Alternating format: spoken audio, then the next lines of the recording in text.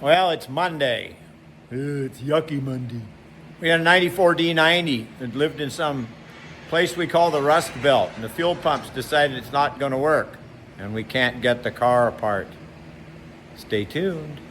We're here. We got the big rubber hose off. The clamps are so bad, as soon as Dan touched them with a wrench, they snapped in two, which was great. Bolt broken off. We just did it with the gun. The problem is the other half of it's hiding in here, and this has to come off to get this off, to get that off. That's not coming off now. Now we have to take all the damn tire rack off the back. All the chassis rotten. This is rotten. This, oh yeah, look at the chassis rotting. Yeah, this is a total bad deal. We're gonna go in here, and this is the bottom of the holds the gas tank in place. Nothing's undoing. The bolts are rotten, and I'm trying to find parts. Right now we bailed out, and the customer's probably, let's put it this way, if there's parts available, we'll fix it. If there's no parts available, she gets to take it home as it is. So, phone's ringing, gotta go. This thing's a rat. We found the problem. Here's the wire. It's no longer connected to the fuel pump, and there's a little piece of it sticking out up the top. There actually should be 4 wires there. I don't know. 2 grounds, a green something, and a white. I got a green, 2 blacks, and a white. You do, you have them all there. Yeah. Yeah, this is why it doesn't work. And the problem is we can't get at it because we can't get the tank out because all the bolts are rusted solid because somebody was in the snow belt and never bothered to wash the car. How the hell See bolt broken off in hole? We just put a big punch on it, drive it out, won't move. Here's the other end of it, hiding in here. This one's broken off inside. This whole thing is just a wreck. I mean, everything back here needs to come off, strip it, go to the powder coaters, sandblast it. Let me show you some bolts here. All right, look at this. Can you see that? Right? Look at that. That's what happens when you live in a rust belt and a snow belt. You gotta keep these things clean. But what we used to do on these cars when they were new, if we knew they were leaving the Bay Area and I was working on them and they were going to, places where there's a lot of snow, we'd change all this shit out, put stainless steel bolts in, and anti-seize the crap out of them. And always remember, you can't put stainless nuts on stainless bolts and then use an air gun because they'll weld themselves together. Okay? Word to the wise. All right, it's taking 2 of us to hold this camera in there. See those wires? Those wires for the fuel pump. Unfortunately, we can't get at them. So they either broke from rot or there's a critter living up there. More later. We're tinkering. We haven't given up. Look what I just found.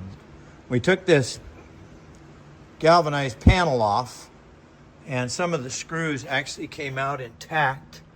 The others are just rotten off from electrolysis. See? So we're going to clean this up, and then we're going to see if we can get under here and do something about it. Definitely found little teeth prints on the wires. Yikes.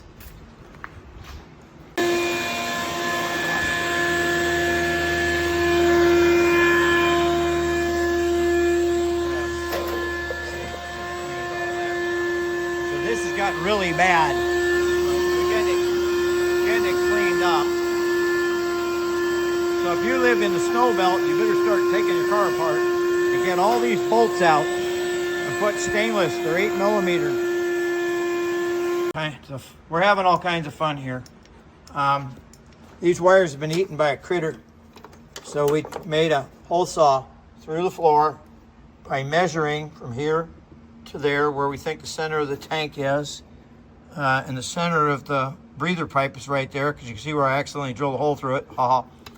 We've got these wires up. Dan was quite cagey of getting them from up front and pushing them underneath to get them up here so I could put connectors. Now I'm going to put the appropriate colors on and tape it together, or probably shrink tube it, and then shoot it back out the other side so we can rehook it. But this was done by some little four-legged critter. We found teeth marks. So we're working on this 94 D90. We got no oil pressure now when we start up. Mind you, it hasn't been started for a long time. I took the filter off. It was absolute blech. There wasn't much oil in it either. It has oil cooler pipes, which you don't need in this area. We don't get hot. It's not Saudi Arabia. We had to cut them off because somebody put air conditioning on it. Why do you put air conditioning in a Land Rover that has a rag top? Seems like an oxymoron. Look at the swivel seals are leaking really bad, both sides. Wrong size tires. 285 75 R16. She complained about the performance or lack of. Somehow I've got to get down there to modify the oil pump so I can prime it.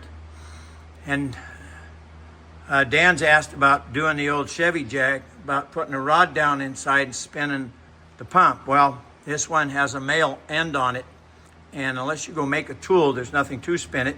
And then you have to go find which stroke it's on and time all the ignition again. So it's kind of being this is an external pump and the oil pickup's inside the pan, you cannot prime it that way. It will not. You have to somehow prime the pump by filling it full of Vaseline or filling it full of motor oil. And we have a trick for it, but since somebody put a damn air conditioning compressor in it, now I have to pull all that out. Or take the radiator out, the condenser, and take all the timing cover off. This is why you don't park cars and let them sit for a long time. All you had to do is walk out once a month. Reach in, turn the key, wind her around, let her run, turn off the key, go back in the house. That's all you got to do. Letting cars sit creates a huge problem. Anyway, more tomorrow. Bye.